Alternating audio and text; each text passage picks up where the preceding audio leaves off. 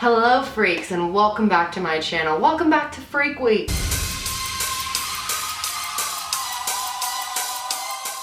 Has this week not been awesome? And today's video is about to be super interesting because I guess it's kind of like a follow-up video to a video I made last year on H.H. Holmes, which was America's first real serial killer who possibly could have killed up to like 200 people.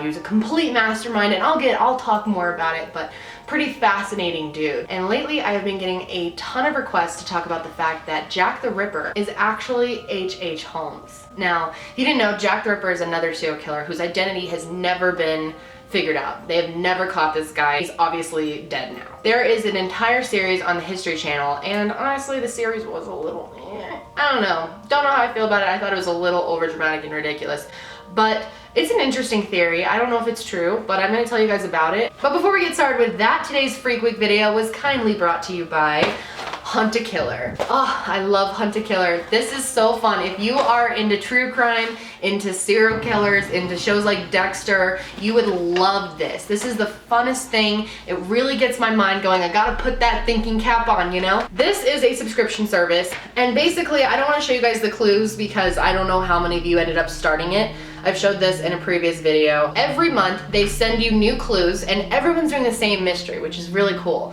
What I also love about it is there's like forums online where you can talk about the clues and kind of help each other, because these are not like easy, obvious clues. It takes some serious like thinking. And what's really cool about the forums is they're set up in a way that it's by month that you start, so that way you're not on like, you know, last February, those people have already gotten a ton more clues and boxes and stuff. You don't want it to spoil it. But organizing it by start month, you get to work with people who are at the same part of the mystery as you, which makes it really fun. I am on that all of the time. But basically you're talking to a serial killer. It's like this fake organization that hooks people up with serial killers so that they have somewhat of a pen pal. It's like a whole fake program and you're part of it. And so a serial killer sends you letters every month, and there's also clues. You've got to figure out what they mean. It's incredibly intricate, and you've got to use the internet. They send you like a notebook and everything and tons of other stuff. So obviously with the YouTube adpocalypse, sponsors are really important to me. And I really want to thank Hunt a Killer for sponsoring a Freak Week video that is so cool.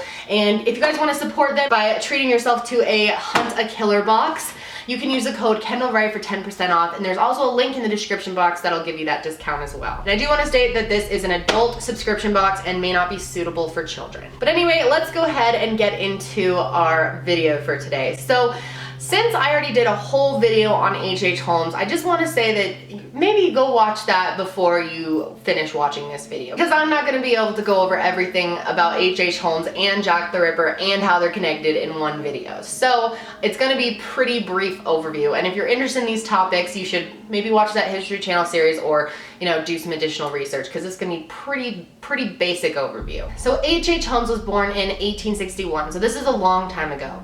And back then, it was a lot easier to get away with tons of stuff. H.H. Holmes was a med student, but he also sold skeletons, sold body parts, did all of these insurance scams, total con artist, and like loved it. He was definitely a sociopath. And they think that he killed anywhere between like 30 people and 200 people. When he finally got caught at the end of his life, he was hanged, and he confessed to killing way more people, like over 200, and then right before he was gonna be hanged, he said it was closer to, I think, 27. So nobody knows how many people H.H. Holmes killed, but he was so into his murderers that he had this entire creepy murder castle. H.H. Holmes, not so surprisingly, was bullied as a kid, which inspired a lot of his killings, and he also was known for killing animals. He always had an interest in bodies, life and death, human anatomy. The interesting thing about H.H. Holmes is he mainly targeted women, unmarried women, prostitutes. He seemed to have a real lack of respect for women in general. Most of the people he killed were women. He built this murder castle hotel in Chicago. He bought this land and built this entire hotel, and he would actually go around and invite certain women to stay at his hotel for the night. and little did they know they would not be checking out. This murder castle was unbelievable. It had all of these different intricate rooms. He had rooms where it was just completely covered in iron except for blow torches hidden in the wall, and he would literally turn them on with people in it and they just get their skin like scorched right off. He had like gas chambers in there. He would suffocate people by locking them in like vaults and stuff. Sometimes he would let them slowly die from hunger or thirst, or he would just straight up execute you in his secret chamber that he had. He had like a hanging chamber.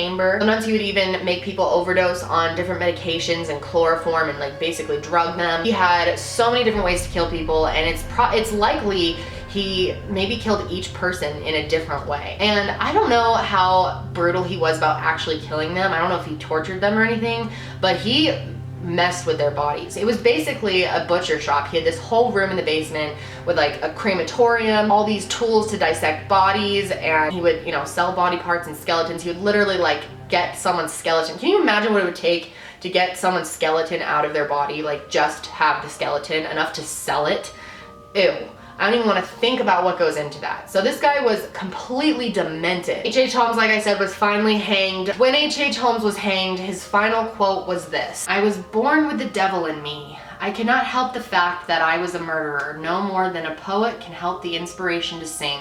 I was born with the evil one." And he was hanged on May 7th of 1896. In the future, you may see a movie called The Devil in White City. From what I've read online, and I mentioned this in my last video, nothing's happened, it's been a year, but it's possible that Leonardo DiCaprio might be in a movie about H.H. Holmes, starring as H.H. Holmes, which I think would be phenomenal. But anyway, let's talk about Jack the Ripper. So Jack the Ripper we know way less about because no one's ever figured out who he is. And there's a lot of different suspects. I'm not gonna be able to talk about any of the other ones today because we're just gonna focus on H.H. Holmes being Jack the Ripper, but there's other possibilities too. Jack the Ripper was known for ripping bodies apart.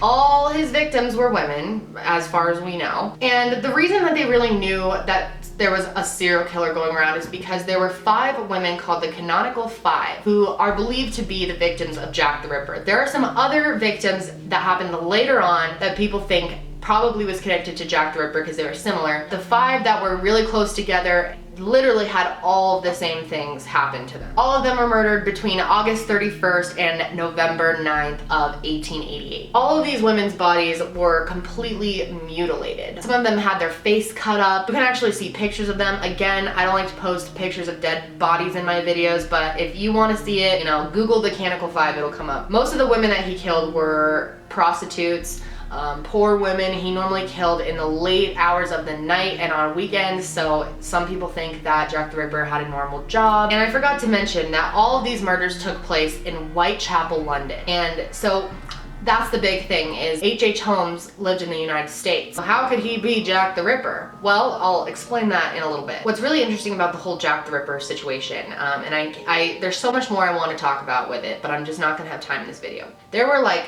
over 1,000 letters sent to the police department from Jack the Ripper. I don't know how many of those are real. They think it's probably a really small portion, and the rest is just like people fucking with the police, I guess, writing letters for no reason. But there were a few letters that really stood out. Now, the History Channel show on this whole topic is hosted by H.H. Holmes' great-great-grandson, actually. Imagine being the descendant of him. He talks about it. He says, "I'm the descendant of the devil," and it's really dark about it. Now, he thinks some pretty out there things. I think some of his theories are, I don't know. But he really thinks that his great-great-grandfather, H.H. Holmes, was Jack the Ripper. And here are the reasons why he thinks that. First of all, they're composite photos. So there was a composite photo made of Jack the Ripper from, I guess, witnesses or people. I don't know who. I don't know how they actually put it together, because I don't know if it was like people that got away from him or people that somehow witnessed it, but they put together this composite picture. And when you look at it compared to H.H. Holmes, they look very similar. Another interesting thing was that H.H. Holmes actually had a connection in London. His friend that he went to the University of Michigan with, his name was Edmund Buckley, lived in London, and people believe that he went over there to spend some time in London. And 1888 was actually the year that H.H. Holmes bought the land for his murder castle. So a lot of people are like, well, that doesn't make any sense. How could he have been building a murder castle while also being in London? Well, even though he bought the land in 1888, he did not build the murder castle until 1889. In that time, did he take like a quick vacation before he started building the castle, and he and this friend of his would run insurance scams together. They were con artists together. So is it possible they were doing these murders together, or he invited him there to do something like that? I guess he had tried to sell a corpse to a hospital, which actually was a way that they would make money in the 1800s. And one of the hospitals he was trying to sell this corpse to reported him, and he got written up, so he was in the records in London. So we know that he was there. There's also like barely any record, if any, of H.H. Holmes in the United States in 1888 after the point where he bought his castle. So that's super interesting as well. So Jack the Ripper, we know, definitely had some knowledge like of anatomy and medical science. For one of his victims, he removed her uterus like perfectly. So obviously, if you know how to do that kind of stuff, you probably have had experience in the medical field. That leads us to H.H. Holmes again. He went to med school. That was really what H.H. Holmes was known for, was being obsessed with anatomy and bodies and life and death. So that adds up pretty well with Jack the Ripper. There were a couple letters that they think were definitely from Jack the Ripper. One of them was the Dear Boss letter. He would title these letters. He had this gorgeous handwriting. And when you compare it to H.H. Holmes' handwriting, it looks pretty dang similar, don't you guys think? But anyway, there was this Dear Boss letter, and in the letter he said he was gonna cut off his next victim's ear. And then shortly after, his next victim was found with an ear cut off. So we know that that was probably him. There was also a letter, the From Hell letter, and that's really interesting. He was basically calling himself Hell. And what was so creepy about this, and it's really gross, it was posted up with a kidney tacked onto the letter, a human kidney. So we're pretty sure that one was definitely from Jack the Ripper. But suddenly, Jack the Ripper stopped killing people. It just went cold. People thought maybe he died, maybe he just got sick of it, whatever. And there's so many theories about Jack the Ripper. Like, there's so many other interesting suspects, so definitely look into that. But it's kind of interesting. Do you think it's because he just left? It's because he went back to the United States and continued killing there for a long time? Another thing is that Jack the Ripper clearly did not like women. Experts have looked at his killings and his letters and stuff, and it was so clear that he hated women, that he had no respect for them. He would fuck up their faces on purpose to kind of take their identity. He was just a real sick dude. So Jeff Mudgett, who is H.H. Holmes' great-great-grandson. Their last name is Mudgett. It's the same name actually. H.H. Holmes changed his name. Jeff Mudgett's theory gets a little whack for me. I don't know though. I mean, anything's possible. So he has a theory that his great-great-grandfather, H.H. Holmes, was in London during those murders, but they weren't carried out by him. They were carried out by an assistant that he trained to kill these people so that it would look like a distraction. He wanted to get the town fired up and distracted by something, and you know, posting a kidney to a wall is gonna do that. And Jeff thinks that his real mission, according to his diaries, which we can't see because he said for legal reasons there's no statute of limitation on murder, so technically he could still be prosecuted in a court of law, and he wants to save the diaries that apparently were passed down in his family for that if that ever happens. So he won't show them, but he said that H.H. Holmes, and according to Jeff Mudgett, he was making some type of youth serum out of rich women's bodies, female reproductive system organs and hormones. I guess he was using these to make some type of youth serum to stay young, forever young, because he was obsessed with like life and death. So he thinks he wanted the hormones of rich, wealthier women who probably their bodies were in better condition, and that murdering all the poor prostitutes was just a cover so that he could carry out these murders on the rich and they wouldn't be as like noticeable. He would make them look like they just disappeared, or you know, something like that. And another interesting theory that Jeff has is that H.H. Holmes actually tricked someone else into being hanged in his place. Somehow convinced somebody to get up there and be hanged, and that he actually lived out the rest of his life in the shadows. So who really knows? But I hope you guys found this video interesting. If you think serial killer videos are interesting, let me know by giving this video a thumbs up. I haven't done one in quite a while. I just never know when it's like too dark for you guys, but it is Freak Week, so it's a good week to do this type of stuff. But anyway, guys, that's it for me tonight. If you're interested in getting the Freak Week 2017 shirt, it's still available, but it will not be available after Halloween. So go get on it. There's a link in the description box. And I hope you guys are having a spooky night, and I will see you